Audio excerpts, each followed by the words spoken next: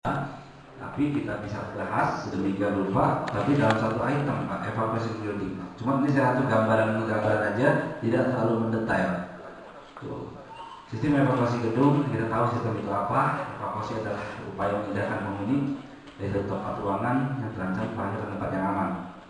Sistem evakuasi adalah upaya memindahkan dari tempat bahaya tempat aman dengan mentaati ketentuan atau prosedur yang berlaku di suatu tempat atau bangunan. Seperti itu. Nah, ini yang perlu kita bahas Bapak dan Ibu. Dalam suatu gedung bangunan, minimal kita mempunyai suatu struktur organisasi keselamatan tanggap darurat gedung jika suatu musibah, baik kebakaran, kecelakaan kerja, dan lain-lain yang mengakibatkan korban. Minimal strukturnya seperti ini. Jika nanti ada pengembangan, tinggal kita bicarakan nilai waktu. Ada komando utama, seorang chief, seorang pemimpin yang akan memimpin suatu operasi penyelamatan korban ataupun kebakaran, gempa bumi dan lain-lain. Operator, rescue, medis, firefighter, satpam. Dan jika ada kebakaran dan gempa bumi, ada floor safety, floor warden yang di sini namanya Pak. Floor safety. Jadi ada ini, dan rangkaian dari chip sama floor safety akan dibubarkan setelah petugas pemadam kebakaran datang ke lokasi. Dalam arti tidak mempunyai kebijakan, tapi membantu saja boleh, tapi tidak memberikan kebijakan. Contoh, pemadam udah nggak usah lewat sini aja, itu tidak boleh Pak. Jadi semua tindakan, semua prosedur dan semua kebijakan setelah petugas pemadam kebakaran semua diambil alih. Presiden sekalipun tidak bisa memberikan komando, karena kami yang diberi beban, kami diberikan keahlian untuk menanggulangi bahaya kebakaran, menanggulangi bahaya kecelakaan kerja, menanggulangi orang mau bunuh diri dan lain-lain untuk bisa menyelamatkan korban. Intinya pemadam kebakaran kami ini yang berbaju biru ini bukan bertugas hanya memadamkan api, tapi bertugas menyelamatkan korban baik manusia dan hewan. Bahkan saya pernah 2 kali menyelamatkan kucing. Waktu itu di menteng dalam itu pernah karena kucing itu masuk ke dalam gorong-gorong, kita masuk ke dalam, kita gunakan robot yang masuk ke dalam untuk melihat kucing keberadaannya, baru kita masuk, kita selamatkan. Karena memang tugas pemadam kebakaran itu bukan hanya memadamkan api, memang identik pemadam kebakaran memadamkan api, tapi tugas utamanya menyelamatkan korban baik dalam kebakaran ataupun bencana lain. Apa itu? Seorang chief tugas-tugasnya, komando utama dalam suatu insiden nanti. Sebelum petugas pemadam kebakaran datang ke lokasi dalam jangka waktu 0 sampai 15 menit. Kenapa 0 sampai 15 menit?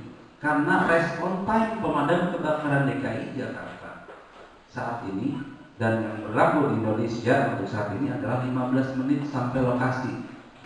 Khususnya DKI Jakarta yang kena macetnya dan trafiknya yang luar biasa di kala siang, skala jam kantor atau pulang kantor.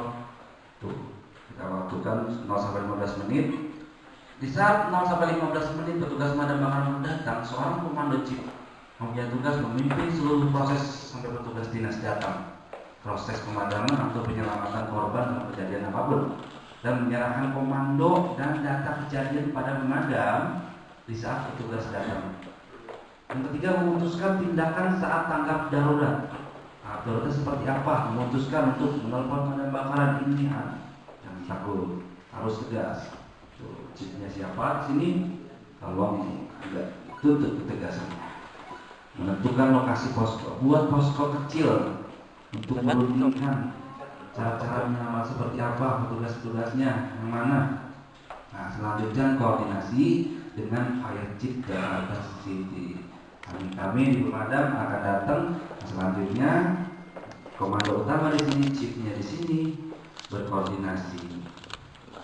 Nah, operator penting ini untuk berkomunikasi terus-terus dan membantu di saat terjadi kebakaran atau bencana lain. Kita lebih tertuju pada masalah kebakaran, memantau dan membahas pendukung. Contoh di posko nanti tempatnya kita merundingkan untuk strategi yang akan kita gunakan, itu minimal ada suatu layar laptop yang itu melihatkan ada kamera live yang dalam. Nanti apa itu kamera live? Nanti saya terangkan, itu untuk tim rescue nanti kita bahas. Nah, untuk kebakaran memantau dan blower yang digunakan untuk menghirup dan mengeluarkan asap, dan berkomunikasi dengan dinas pemadam. Berkomunikasi, kedua mempersiapkan alat-alat cadangan seperti baterai HT, blower, bahan-bahan minyaknya untuk blower, dan refill bridging aparatus. Bagaimana kalau seandainya pemadam kebakaran itu belum datang, dia harus bekerja dan menyerahkan data alat-alat yang digunakan. Jadi untuk inventarisir peralatan pasca bencana, jika nanti ada alat yang digunakan di sini, jangan sampai tertukar dengan yang kami punya. Karena yang kami punya itu sudah standar dan mahal-mahal. Nah, biasanya wah ini kayaknya alat tidak standar dan semada, ternyata ketukar sama punya gedung. Nah, contohnya fire nozzle yang biasa kita beli 15 juta tertukar yang ada 700.000 yang menjadi glodok, ternyata punya gedung sini. Nah, itu sering terjadi, Pak. Makanya inventarisir peralatan yang Bapak, siapa tahu kebalik yang sini yang mahal, punya kami yang biasa. Itu sering terjadi, tertukarnya alat-alat yang dipunya oleh gedung dengan alat-alat yang digunakan oleh pemadam kebakaran. Tuh sering sekali. Yang ketiga adalah untuk waktunya 0 sampai selesai membantu.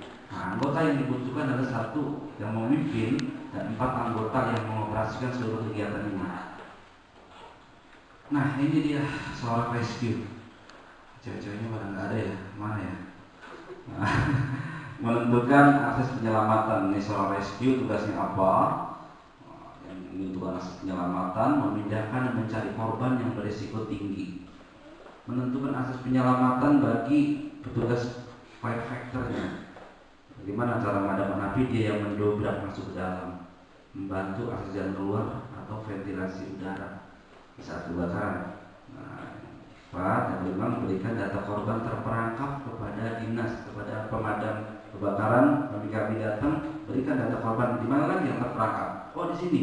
Nah, kita akan datang untuk menyelamatkan lanjutan. Seperti itu.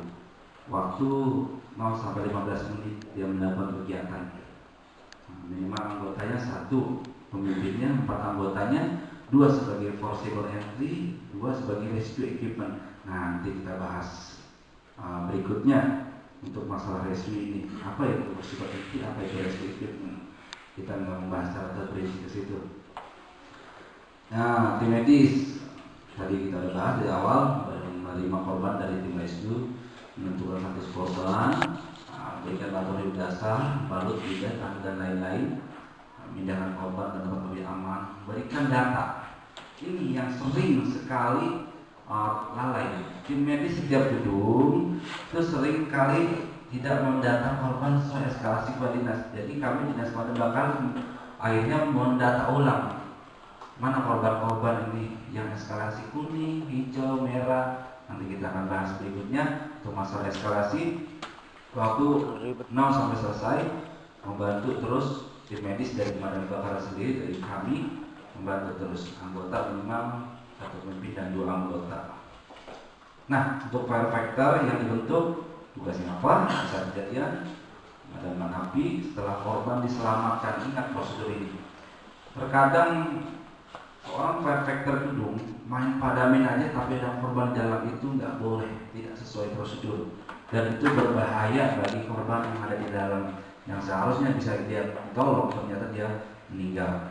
Setelah dinyatakan suatu ruangan kosong dan korban sudah diselamatkan oleh orang rescue di gedung ini, baru memadamkan api.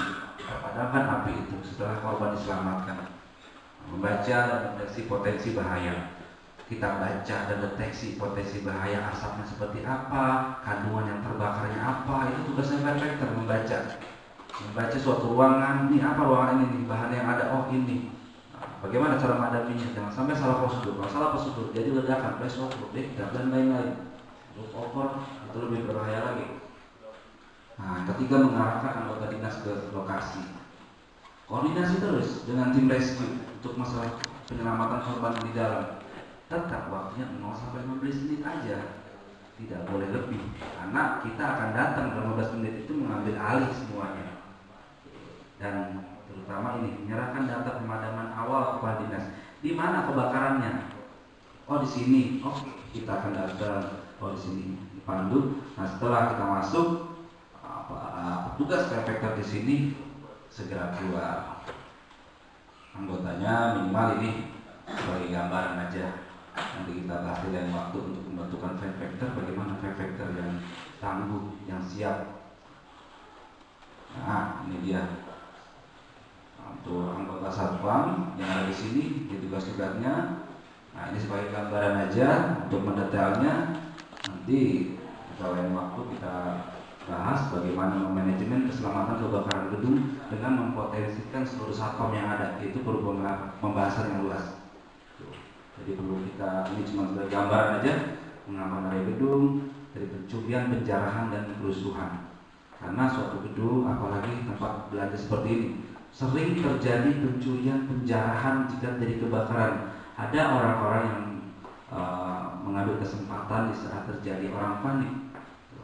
Yang kedua, memberikan akses kepada mobil pemadam. Lewat mana Pak? Lewat sini. Jangan sampai salah.